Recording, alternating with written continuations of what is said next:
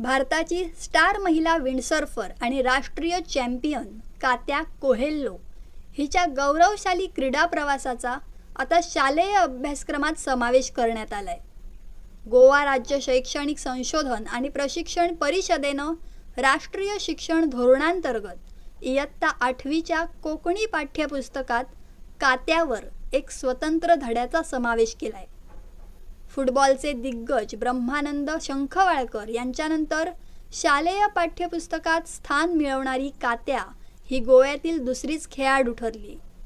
स्थानिक खेळाडूंपासून प्रेरणेच्या उद्देशानं विद्यार्थ्यांना गोव्याच्या मातीतील यशवंतांकडून प्रेरणा मिळावी आणि तरुण पिढी विशेषतः मुलींनी जलक्रीडा क्षेत्राकडे आकर्षित व्हावं या उद्देशानं हा धडा समाविष्ट करण्यात आलाय, अशी माहिती गोवा राज्य शैक्षणिक संशोधन आणि प्रशिक्षण परिषदेच्या वतीनं संचालिका मेघना शेटगावकर यांनी दिली।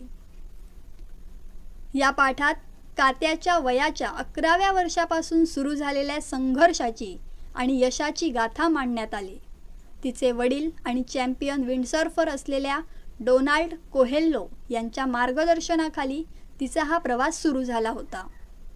कात्या कोहेल्लो हिच्या नावावर राष्ट्रीय स्तरावर 20 सुवर्ण पदकं जिंकण्याचा विक्रम आहे। 2012 मध्ये थायलंडमधील पटाया इथं झालेल्या आंतरराष्ट्रीय विंडसर्फिंग कपमध्ये रौप्य पदक जिंकून ऑलिम्पिकच्या नव्या IQ फॉईल प्रकारात पदक जिंकणारी ती पहिली भारतीय ठरली होती।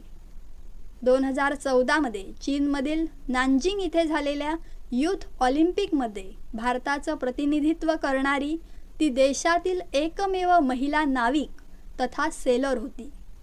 2018च्या आशियाई खेळांमध्येही तिनं भारतीय संघाचं प्रतिनिधित्व केलंय।